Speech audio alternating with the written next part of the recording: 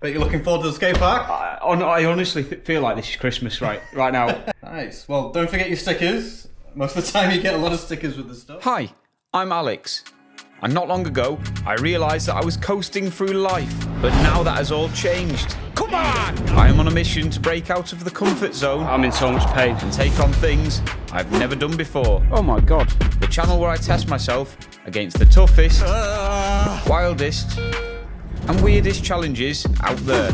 Hopefully discovering new hobbies. Can I hit the 180? And finding friends along the way. This is How Hard. In today's video, I begin my journey to becoming the next Tony Hawk, starting with getting fitted for my very first skateboard. How hard is this to do? Let's find out. About 25 years ago, I was introduced to the world of skateboarding through Tony Hawk's Pro Skater. I was hooked. The tricks, the combos, the vibe.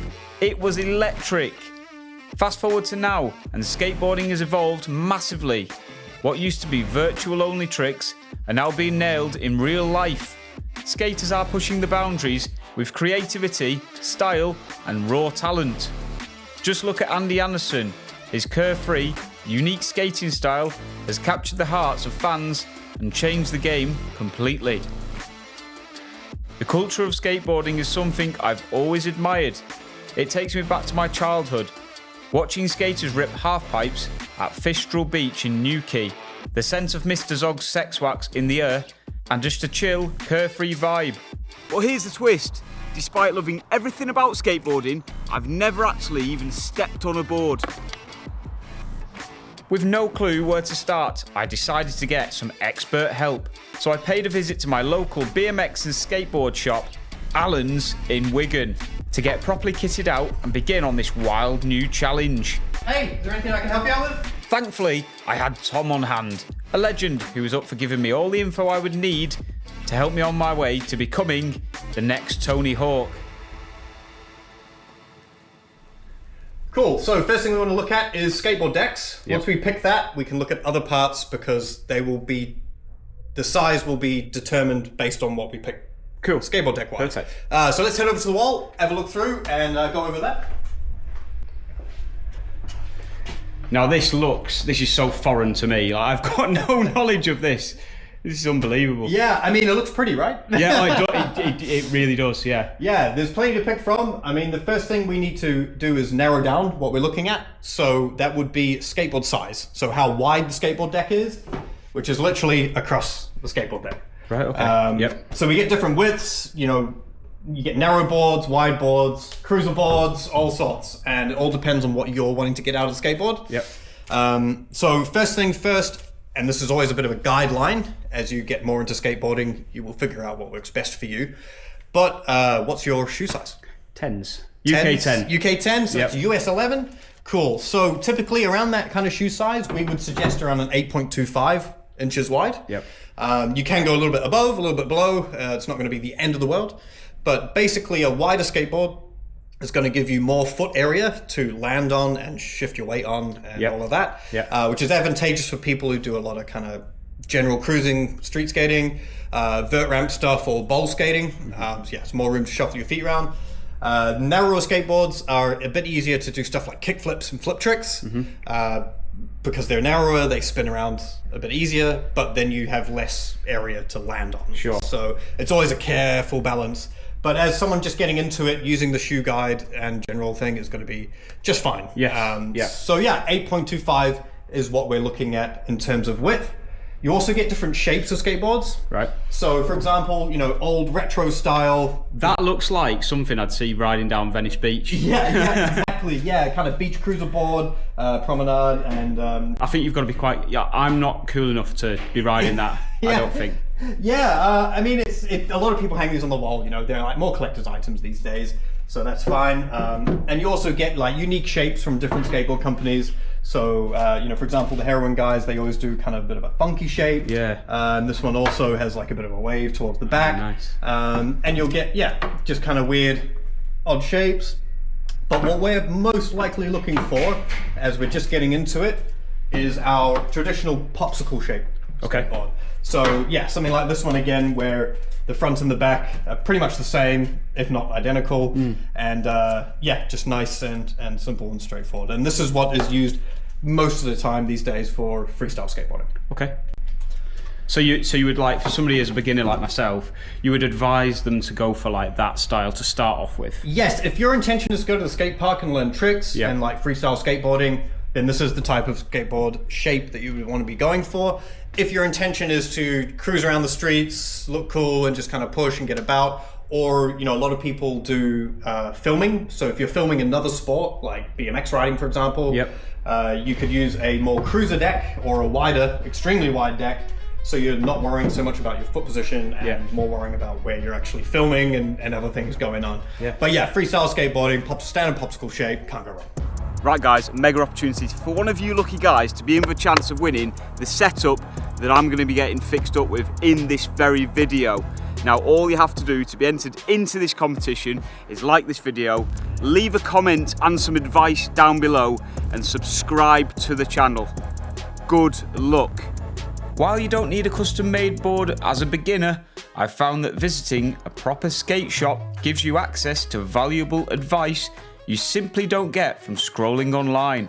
From materials to setup, having somebody guide you through it makes all the difference, even down to the understanding and benefits from picking the right components.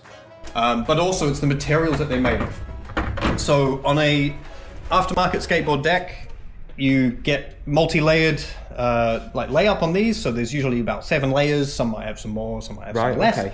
And they're usually made from hardwoods like Canadian maple, ash, or a mixture of a few others. And then they're stamped and compressed either in batches or individually. That can change the price as well. Whereas compared to the ones you would get from a mainstream sports retailer, they're usually made of either chipboard or plywood. They're usually very flat. If you look at these boards, they've got quite a curve. Yeah, there's a bit of a dip in there, isn't there? Yeah, and that will help you with tricks later on. And easy. Small steps. And also, like the boards themselves and the aftermarket ones, they have a certain amount of kind of spring tension in them, which will help. A lot of them call it pop. So a board over time will lose pop as it kind of gets wet and moist and things like that. Whereas a lot of the like complete boards that you would get from the major sports retailers don't really have any pop in them at all. They feel like dead, we call it. So what I'm discovering here is that the material actually makes a big difference in how good you are at skateboarding. Yeah, well, every little bit helps, yes. particularly when you're learning. So and you can go crazy. Some of the skateboard companies out there, they've got carbon fiber discs around where the trucks go, so it's less likely to break. Some of them have different materials or maybe some fiberglass in them. And they obviously have a bigger price attached to them. But what's traditionally been used for a long time is, like a maple or hardwood. And every brand will have its own slight shape differences, different curves, slightly different things. So as you start skateboarding more and trying more things out and getting more decks as you go through them, because they are a consumable item, you'll start narrowing down what you like and what suits your skateboarding style. I suppose a good thing as well, I don't know if this is true, but with coming into a shop like this, if I break it, I can easily just change the deck. Is that right? Yeah. So even with the complete boards that we sell from reputable brands, the bolt spacing is all standard. There is like an industry standard for skateboarding for that. Whereas, a lot of the ones you might get from the larger sports retailers could have completely different bolt holes as well. I mean, there's also quite a few differences, like the trucks, which hold the wheels on, could be of lower quality. The bushes here that allow you to turn could be harder or made of plastic. Same with the wheels, instead of it being like they're just hard plastic rather than like a proper wheel, urethane kind of wheel. So basically you're just kind of getting a lot less, and you don't have to spend loads to get a decent skateboard. Some of our complete boards here start from £30 up to 40, 45. And obviously sizing matters. But you're not going to have to spend hundreds of pounds to get into skateboarding. And the great thing with skateboarding as well is, like you mentioned, you can just replace skateboard deck, you can replace just the wheels, you can replace just the trucks as you kind of wear through things and learn and continue on with the sport. Perfect. Should we pick a deck? Yeah, let's have I'm looking at them and I want one now. I want to start building this skateboard. Cool. And also, it's really important, right? I might not be I've never skated in my life before, but I've got to look cool. Yeah. So this is if I don't look cool, this is on your head, Tom. Yeah.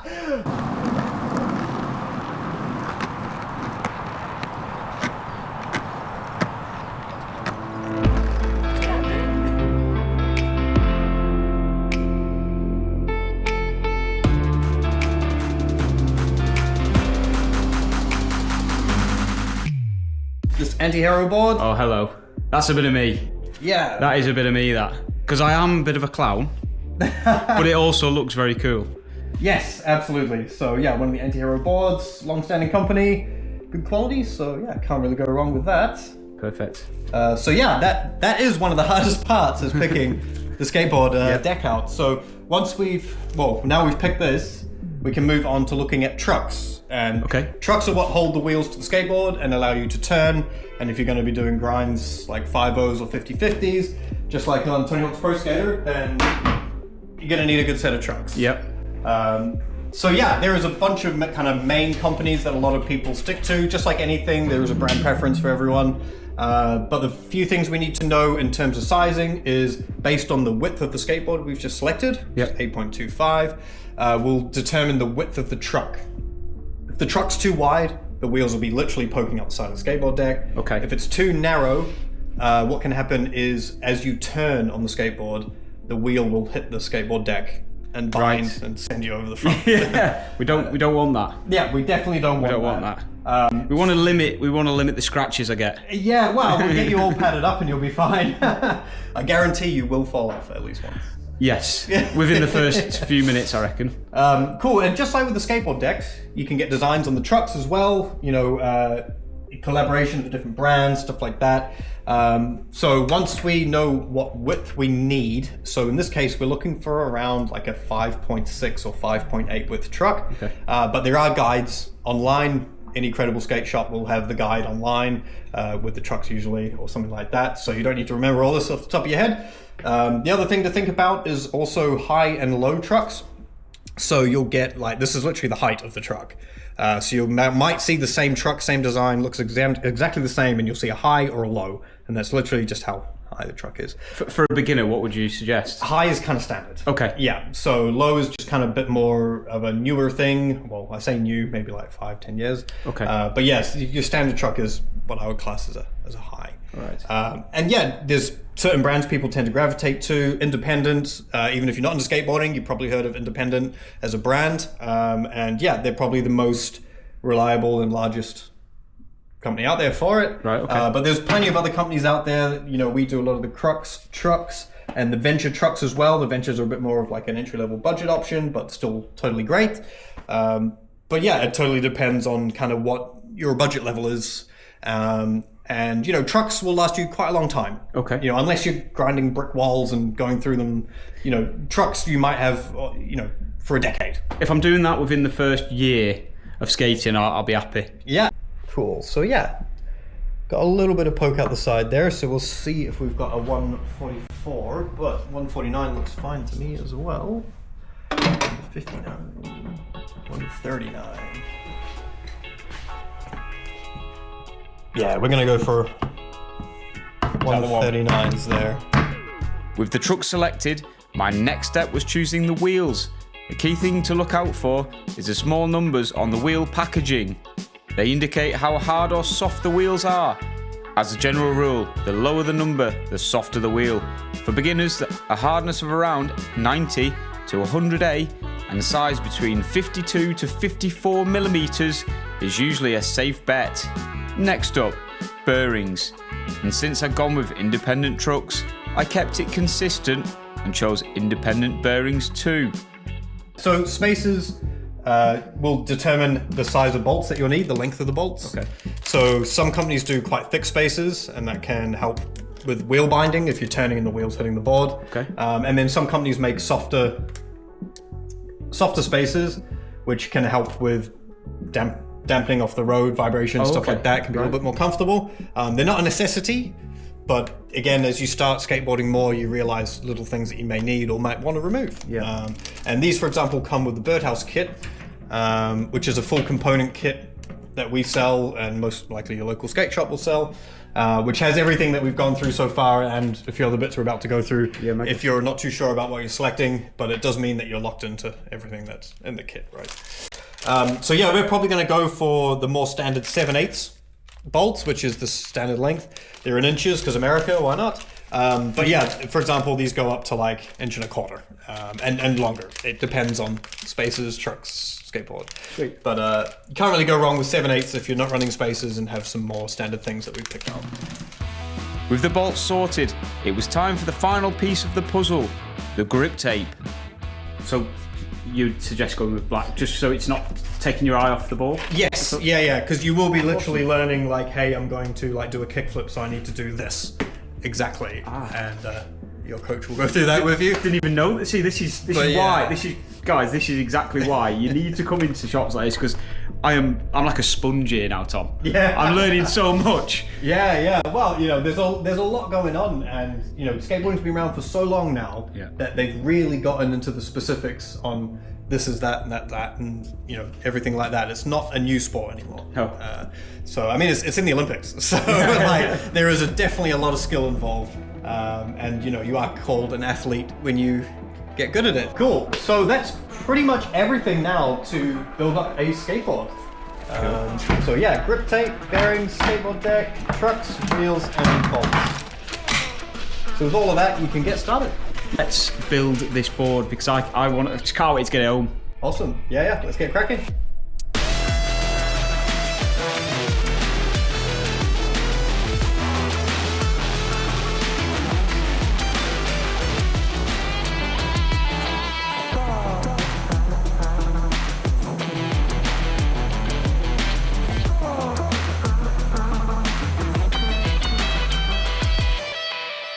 Done.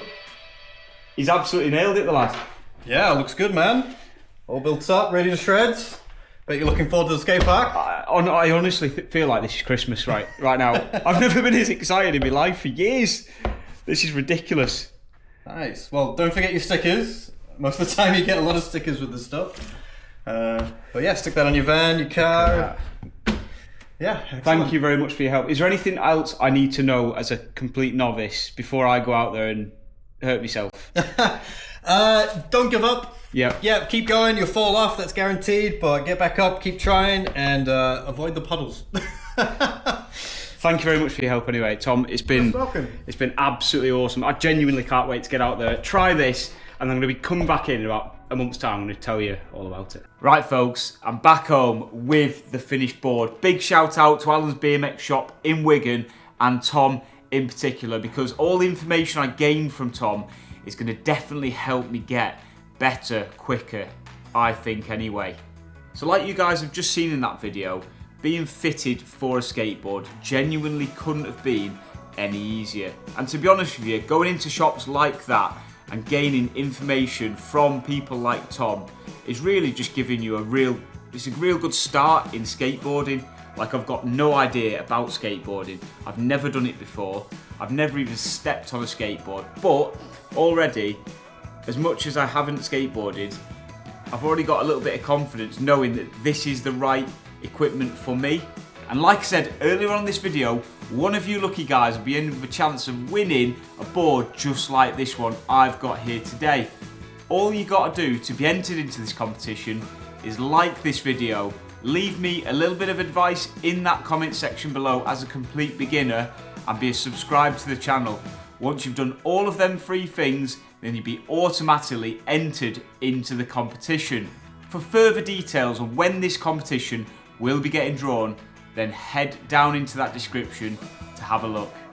And finally, if you are somebody who either likes skateboarding or is thinking about getting into skateboarding, then use me as a bit of a guinea pig, because over this next year and probably into the future, I'm going to be documenting all of my endeavours on this very board. So you'll definitely see some ups, I'm hoping, and you'll definitely see some downs, that is for sure. And if that sounds good to you guys, then make sure you smash that subscribe button, because there's going to be loads of fantastic content coming very, very soon. But until next time, guys, see ya!